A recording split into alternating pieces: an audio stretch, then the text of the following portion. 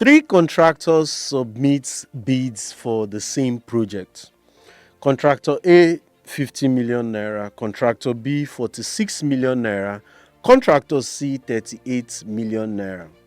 Same scope, same tender, same project. Now, you're sitting in a tender committee meeting. Which contractor will get your attention first? Let's be truthful. I know everybody will say the 38 million naira bidder, because immediately somebody will start calculating how much that they have saved. Like, that's an 8 million naira savings against contractor B. And when you compare that to contractor A, it's about 12 million naira in savings. Fantastic. But there is only one problem. What you have received are only prizes.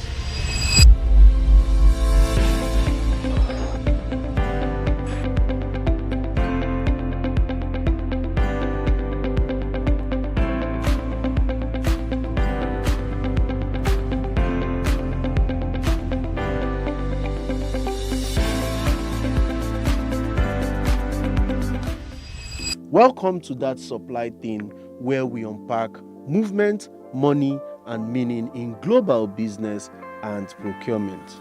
My name is David Chinalo Anaba. We are continuing our series on contracting strategies in oil and gas, or any project you may think of. And today, we are dealing with one of the oldest traps in procurement: confusing lowest bid with the lowest cost. Now let's go back to our three bidders. We have contractor A 50 million naira, contractor B 46 million naira, contractor C 38 million naira. The very first question any member of a contracting committee should ask is, why is the bid from contractor C significantly cheaper? There could be a perfectly good explanation. It may be that contractor C has better equipment. It may be that they already have personnel that are mobilized to nearby. It may be that they have superior technology, or that their supply chain is more efficient, or maybe they have also negotiated better prices with their subcontractors, and sometimes they just require lower margin. If that's the case, excellent. Then procurement has created genuine value. But there are other possibilities. Suppose they misunderstood part of the scope. What if they underestimated the quantities that was required? Or maybe they omitted an important activity in the scope. Maybe they made an unrealistic productivity assumption, and maybe their subcontractors also did not give a complete quotation. Or perhaps they have accepted the risk that they don't fully understand. And then suddenly, 38 million naira isn't automatically a bargain. It becomes a question mark. Let's say we award it anyway. Contractor C wins at 38 million naira. Everybody is happy, the contract is signed, management announces the savings, project execution then begins. 3 months down the line, the first letter arrives. This activity is outside our contractual scope. Variation request 2 million naira. Then in a few minutes, another letter arrives. The information provided during tender was insufficient. Variation 3 million naira. Then additional site resources are required. Variation value 2 million naira. Then there is the schedule issues. The contractor requests an extension of time. With this extension of time, you now have additional personnel who will remain mobilized on site. Equipment will remain on hire, and then you have more costs. Our 38 million naira or million contract now becomes 42, or maybe even 46, or even perhaps 51 million. And then suddenly somebody will come in and then ask a question: how did the cheapest bidder becomes the most expensive contractor? Wait, before we blame the contractor, let us examine ourselves. Because not every variation is a contractor's strategy. Sometimes the client created the problem in the first place. Like, was the scope properly defined? Were the drawings as accurate as what is on site? Did we provide the necessary technical information? Were there interfaces, and were these interfaces clearly allocated? Did we change the requirements after we awarded the contract? Did we provide the site access that were required as promised? Did we issue approvals on time? Because you see, if the client changes the work, the contractor may be completely entitled to additional compensation, and this is very important. Good procurement is not about assuming that every claim is dishonest. It's about understanding why the final costs change. And today's key concept is total evaluated cost. When evaluating a bid, the number at the bottom of your commercial tender is important, but it is not the full story. A sophisticated evaluation would ask, what does this price actually include? What has been excluded? What assumptions have been made? What qualifications have been submitted? What are the payment terms? What risks are sitting with the company? What are the life cycle implications? What is the contractor's technical capability? And how credible is the execution plan? Because two contractors can technically bid for the same scope, while commercially offering you two different things. Now, let me give you a simple example, a very simple one. If the contractor A bids 46 million and contractor C bids 38 million, at first glance, C is 8 million naira cheaper. But then we normalize the bids. Contractor C excluded specialist transportation that is worth, let's say, 2 million naira. They assumed that the company would provide certain site-specific equipment that is also worth maybe 2 million naira.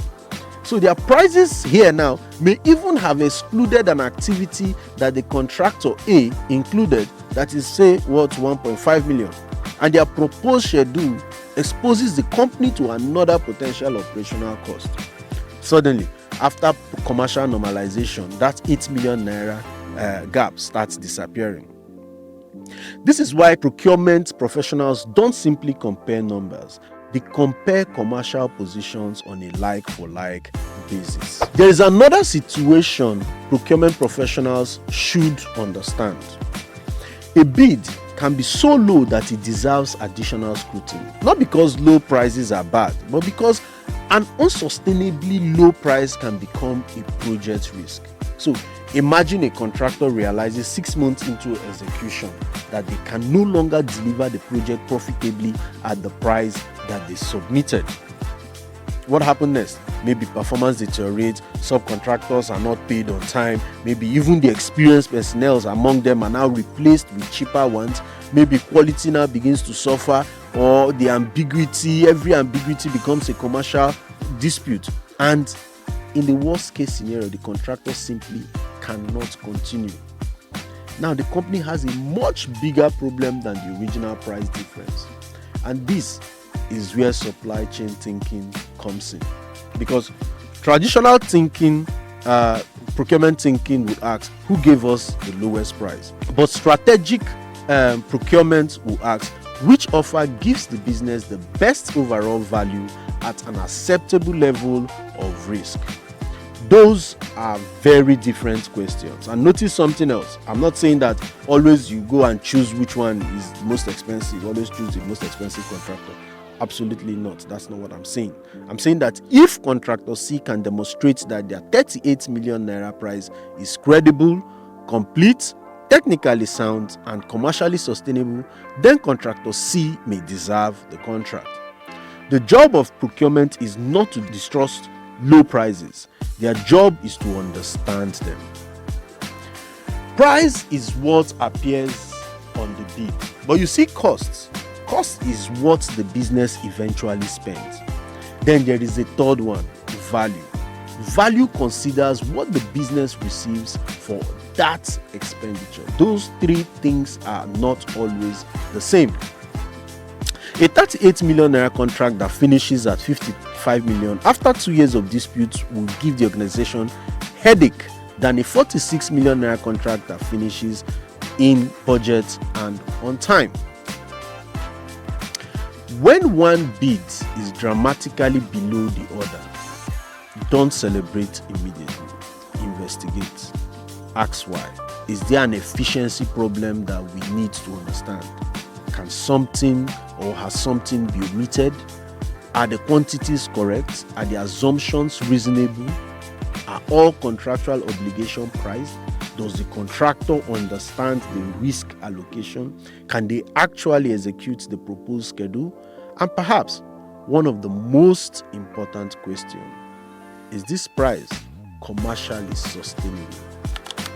And then here is the bigger question. Procurement savings should not be measured only on the day of contract award. Imagine announcing that, we saved 8 million naira, and 18 months down the line, the project accumulates 12 million naira in variation. What exactly did you save? This is why procurement performance needs to connect with contract execution. You can't have tendering people in one room and then you have contract management in another. No. The assumptions that are made during tender evaluation must follow the contract into execution. Otherwise, the organization forgets why it selected the contractor in the first place. So these are my final thoughts. So the next time you see probably contractor A 50, contractor B 46, for example, contractor C 38 million naira. Okay, yeah. Don't immediately ask how much are we saving. You need to understand why there is the 8 million naira difference. It is either or one of these. One, lowest bidder has discovered an efficiency nobody else has. Lowest bidder, maybe they have also misunderstood the requirement. Lowest bidder, maybe, or you maybe have not defined the requirement properly. The lowest price is simply the first installment of a much more expensive contract. My name is David Chinalo Anaba, and this is That Supply Thing, where we unpack money, movement, and meaning in global business and procurement. In our next episode, what happens when you split a major project among several specialist contractors to save money, and then discovers that nobody owns the gap between them? We will talk about EPC, EPCI, and interface risk. If you enjoyed this episode, please do not forget to follow us on our social media handles, like our videos, and share them to continue the engagement. Thank you, and see you soon.